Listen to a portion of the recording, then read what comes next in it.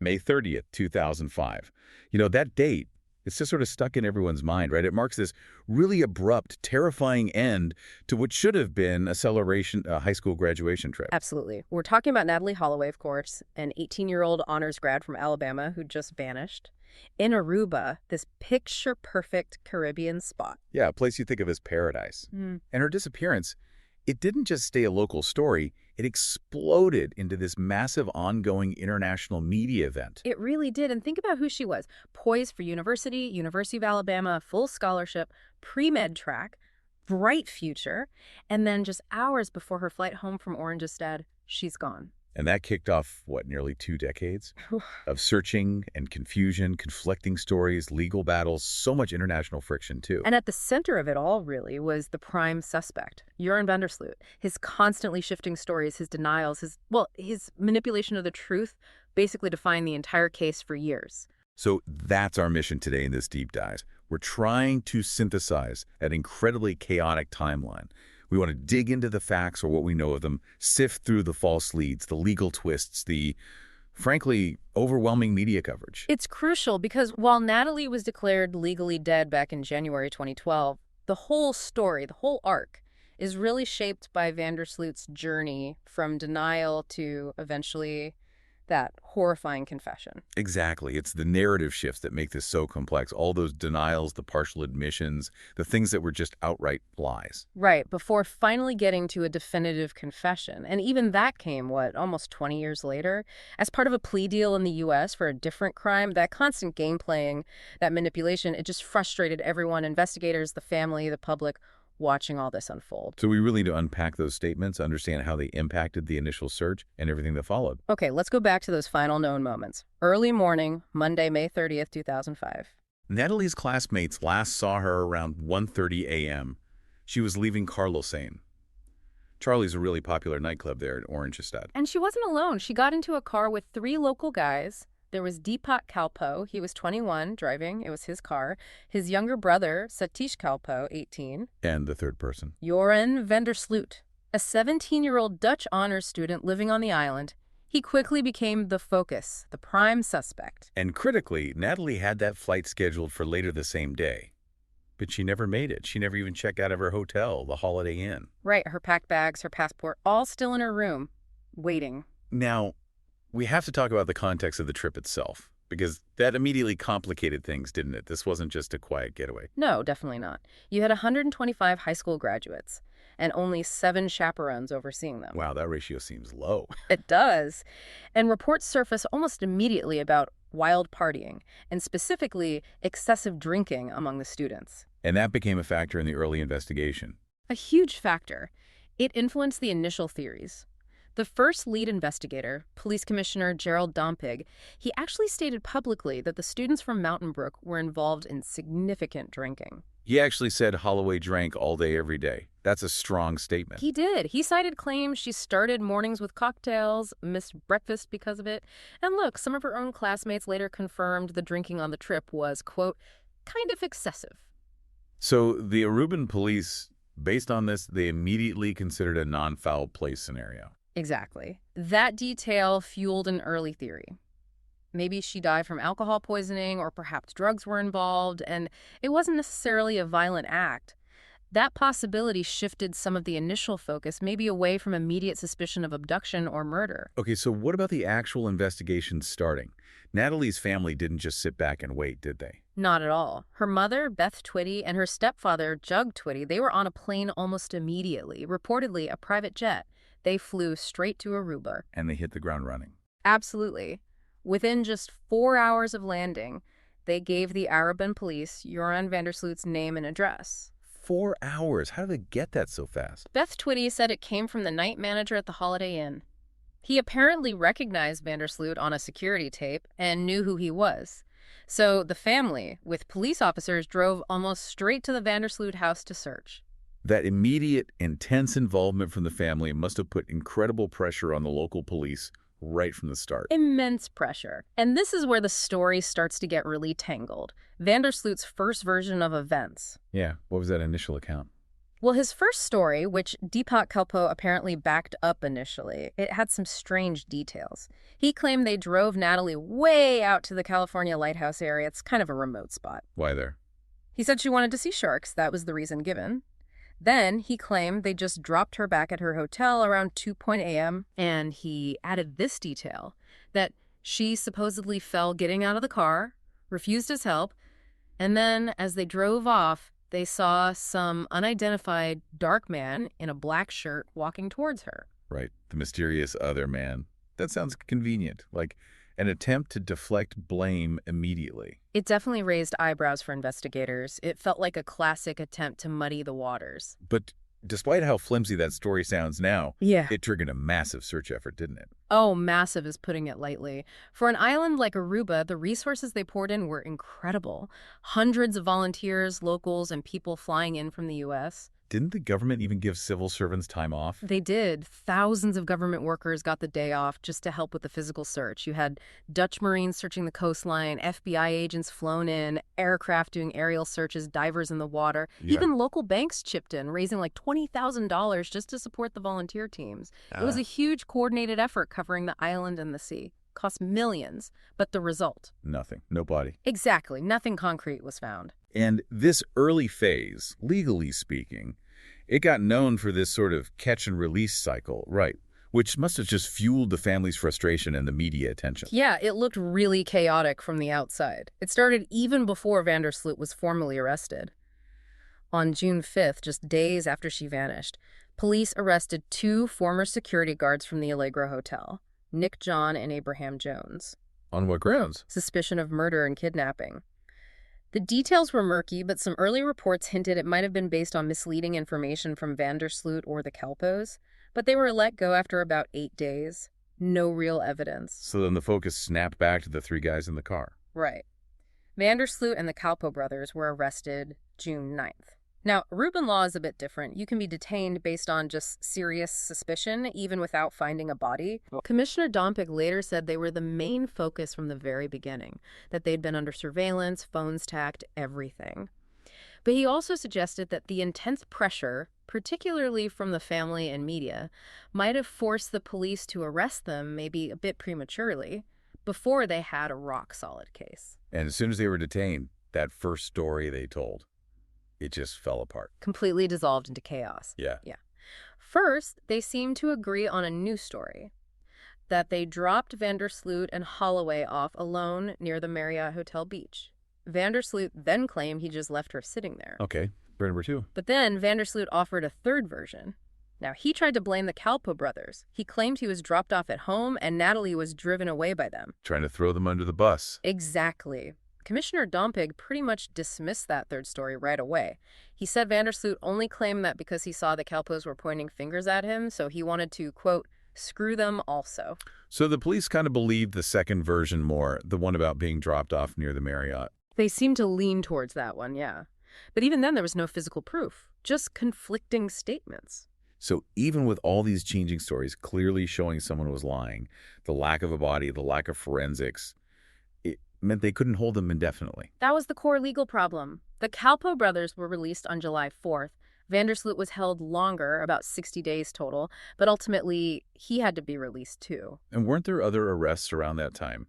A DJ Vandersloot's father. Yes, exactly. A DJ named Steve Gregory Crows was arrested briefly, and even Joran's father, Paulus Vandersloot, was arrested on June 22nd.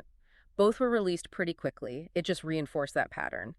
Arrest based on suspicion, released due to lack of hard evidence for charges. So the search didn't stop with just police and volunteers on the ground. They brought in some serious tech, right? Which really shows how high the stakes were, especially for the Netherlands and the U.S. Oh, definitely. They deployed some advanced stuff. Dutch F-16 fighter jets flew missions over the island. Fighter jets? What were they looking for? They were equipped with special infrared sensors, trying to detect any unusual heat signatures, maybe underground disturbances, anything that might suggest, a hidden grave. Wow. Does that work? No. And later, they also did detailed comparisons of high-resolution satellite photos. They looked at pictures taken around the time Natalee disappeared and compared them to newer ones. Looking for what? Changes in the ground. Exactly. Any unexpected shifts in the soil, disturbed earth, anything suggesting a possible burial site. Again, hugely intensive, very expensive, and completely fruitless. Nothing came of it. And the whole investigation just seemed constantly bogged down by these promising leads that just evaporated. Yes, it became almost a defining feature of the case. Remember that potential blood sample found in Deepak Kalpo's car? Yeah, that was huge news for a while. Huge news. But when they tested it properly, it turned out not to be blood at all, or at least not human blood. Then you had these eyewitness accounts that seemed significant at first. Like the gardener. Right, the local gardener who said he saw Vandersloot driving into the Aruba Racket Club area trying to hide his face, somewhere between 2:30 and 3 a.m. that morning. Circumstantial, but intriguing. And what about the jogger? The person who claimed they saw men burying a body? That was a really high-profile tip. This jogger claimed to have seen men burying a blonde woman in the island's landfill. So they searched the landfill again. Extensively. Police had done initial sweeps, but based on this detailed statement, they went back 3 more times. The FBI even flew in specialized cadaver dogs. They dug, used heavy equipment. Nothing. It was another dead end. And the duct tape.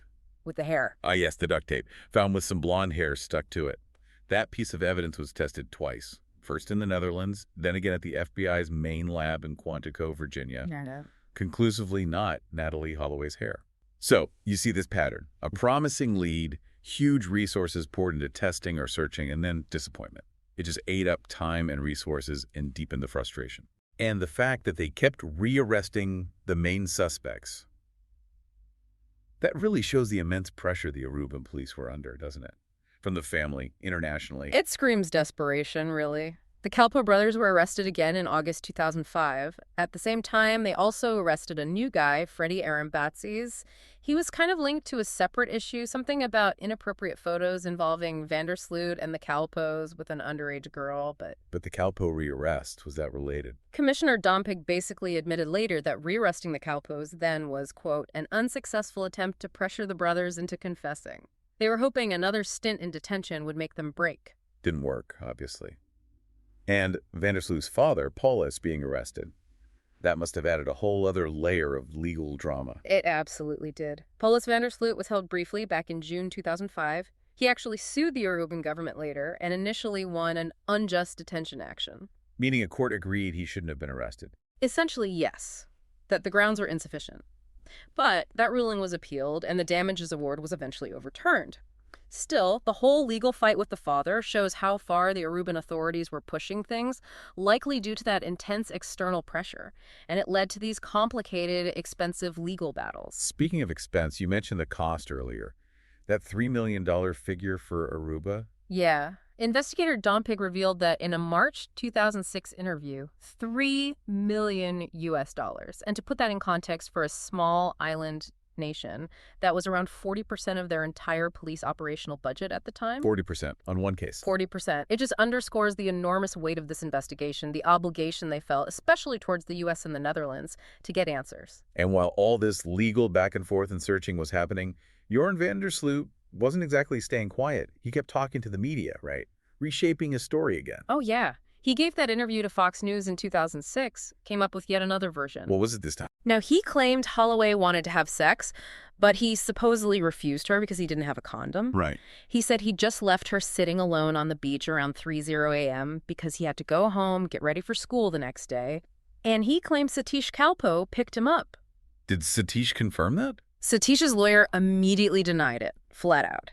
And Vandersloot's justification for all his previous lies, he just said he thought she'd turn up later, that it wasn't a big deal at first. It felt very calculated, admit being with her, but deny any harm. And around this time, wasn't there more talk from officials about the accidental death theory? Yes, particularly from Commissioner Dompig as he was transitioning out of leading the investigation.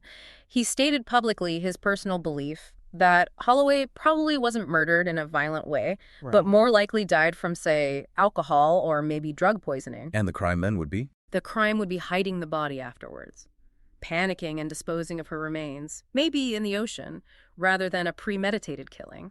It offered a plausible reason for why, despite the massive searches, no body, no clear evidence of violence was ever found. But even with that theory floating around, the investigation wasn't totally dead. The Netherlands actually took over, right? Yeah. For one more big push. That's right. Aruba formally requested the Netherlands take the lead. So in April and May of 2007, you saw renewed searches. They focused heavily on the Vandersloot family home and the Kalpo residence. Investigators were literally probing the ground with shovels and metal rods. And during this time, Vandersloot actually published a book. He did, in Dutch, Bezoek Natalee Holloway, The Case of Natalee Holloway. In it, he stuck to his story of innocence, but he did offer an apology for his earlier lies. But ultimately, even with the Dutch involved, the lack of hard evidence persisted. Correct. Vandersloot and the Kalpos were actually briefly rearrested again in November 2007, this time on suspicion of manslaughter and causing serious bodily harm resulting in death, which implies, a non-intentional killing, maybe negligence or poisoning related. But they were released again. Yes, a judge ordered their release. And a later court appeal ruling specifically stated that the case file contained, quote, no direct indications that Natalee died because of a violent crime. So officially closed. By December 2007, yes. The prosecutor announced the case was officially closed due to insufficient evidence. That marked the end of that initial phase of the Aruban investigation. But that closure, it barely lasted a month, did it? Yeah. Because then came this incredibly dramatic twist, the hidden camera confession tapes. This is where things get even more chaotic and, frankly, criminal. Yeah, this was a bombshell dropped by the Dutch crime reporter Peter R. de Vries. He basically announced he'd solved the case. And he had footage. He aired footage in February 2008. It showed Joran Vandersloot, seemingly unguarded, smoking marijuana in a car with an acquaintance, and talking about what happened to Natalee. What did he say on the tape? What was the story this time? On the tape, Vandersloot claimed that while he and Natalee were together, she started, quote, convulsively shaking, and then just became unresponsive. He said he tried to revive her, couldn't, and then he called a friend. And the friend. The friend supposedly told him to just go home, and that the friend would take care of disposing of the body, which, according to Vandersloot on the tape, the friend did. This was huge. The Aruba prosecutor immediately tried to get an arrest warrant based on this. Okay, wait. He's on tape, seemingly confessing to being involved in her death and the disposal of her body. Why would an arrest warrant be denied? That seems counterintuitive. It's a really critical legal point that often gets overlooked. The judge denied the warrant, and the appeals failed too. Why? Because the court found the statements Vandersloot made on that tape were highly inconsistent with the evidence they already had from years of investigation. So the confession didn't match the known facts. Essentially, yes. The timeline didn't quite fit, or other details contradicted what investigators believed they knew. Plus, the court considered the context. He was high on marijuana when he said it. So, in the eyes of the law there, a confession under the influence, one that clashes with existing evidence, wasn't enough grounds for detention. And what did Vandersloot do? He later met with investigators and just denied the tape was true, claimed he made it all up because he was high. He basically fell back on his old story. He left her on the beach. Unbelievable. And wasn't there also controversy surrounding the guy who actually made the recording? Yes, that added another layer of doubt. The man who secretly taped Vandersloot was Patrick van der Riem. He was a Dutch businessman, also an ex-convict. Turns out, van der Riem was also secretly taped later on. What did he say? He admitted he'd actually known Vandersloot for years, which contradicted his earlier claims of just recently meeting him. And worse, he bragged about expecting to become a millionaire from the book deal he got related to the hidden camera footage. So that raised questions about his motives, the timing. Exactly, it cast a shadow over the whole thing.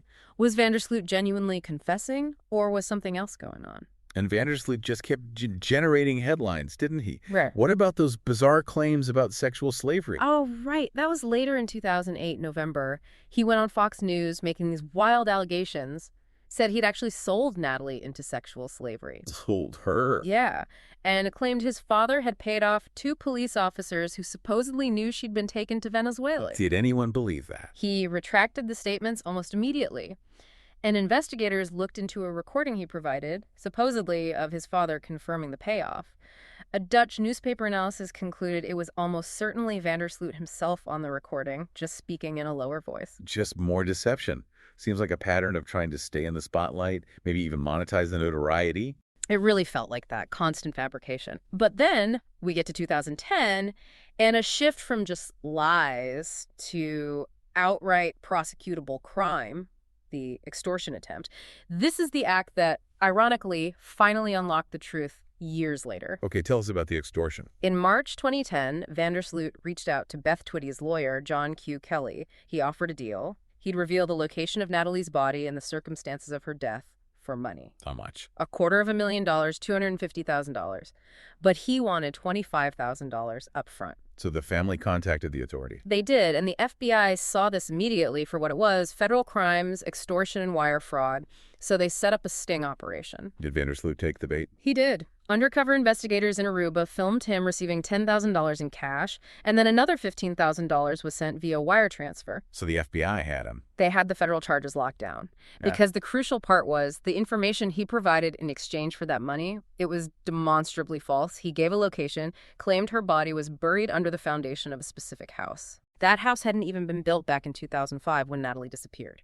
So the information was bogus, proving the intent to defraud. That sealed the wire fraud charge. Okay, so he commits this federal crime, takes the money, and then something truly chilling happens just weeks later. The timing is just unbelievable. It's staggering. 5 years to the day after Natalee Holloway vanished, May 30th, 2010, another young woman is found dead.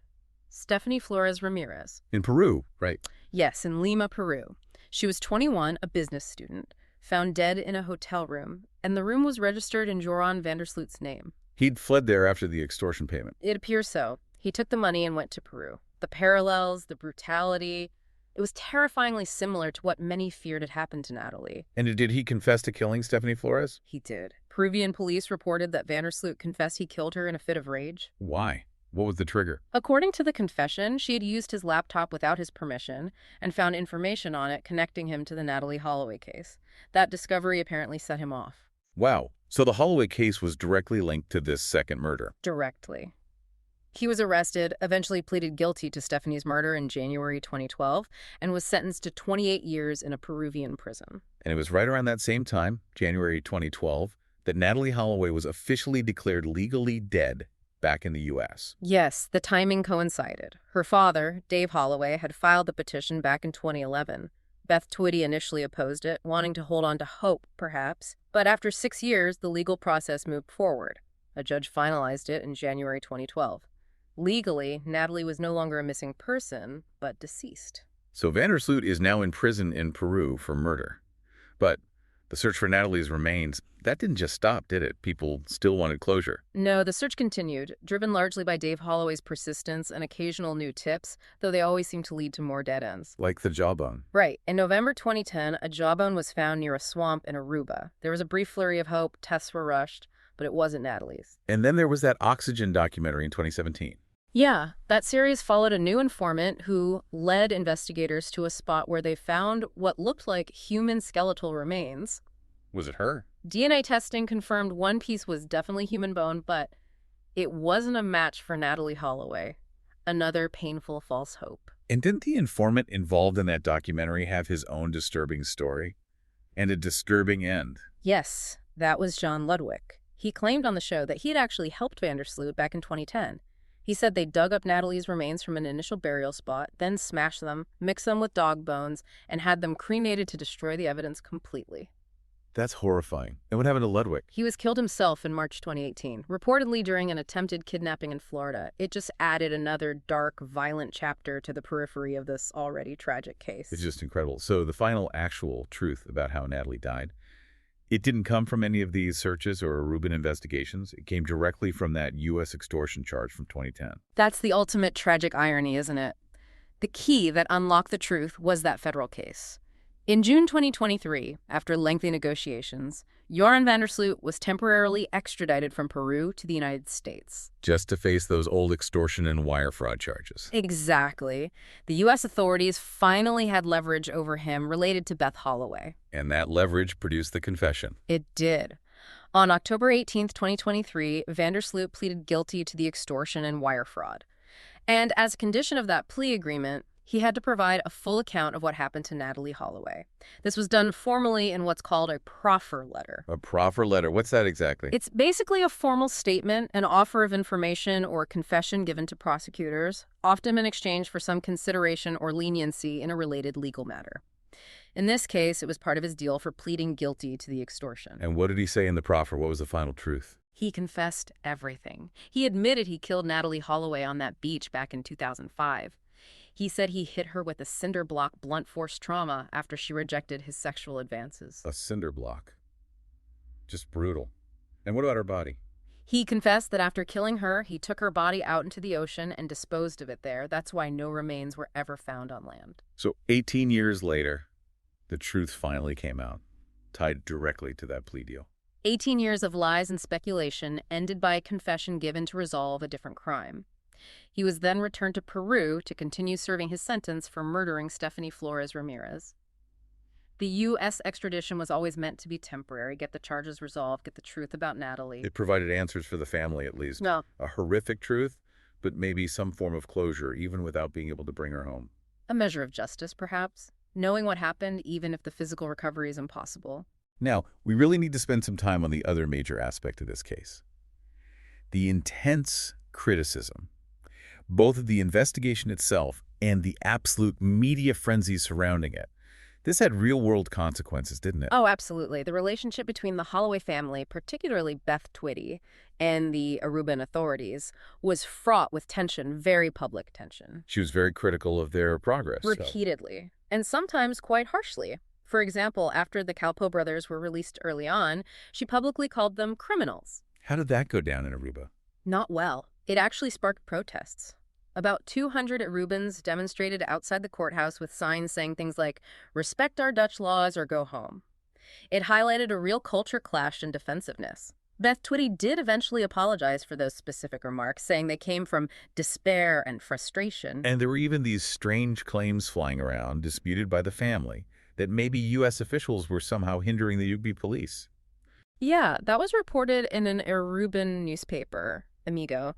It cited unnamed local authorities claiming the FBI had actually obstructed their investigation. Obstructed? How? The details were vague, but the report also included this really bizarre claim that an unauthorized medjet, like a medical evacuation jet, landed in Aruba within a day of Natalee's disappearance. The implication being some kind of covert U.S. operation tried to get Holloway off the island without telling local officials. Did the family address that? The Twitties strongly denied those claims, but the fact they were even reported shows the level of mistrust and suspicion that built up between the different parties involved. And the family didn't just criticize, they tried to apply real pressure, right? Yeah. Through that travel boycott idea. Yes, that became a significant political issue. In September 2005, Beth Twitty started calling for tourists to boycott Aruba and other Dutch Caribbean islands, citing safety concerns. Did that get any traction in the U.S.? It did, especially in Alabama.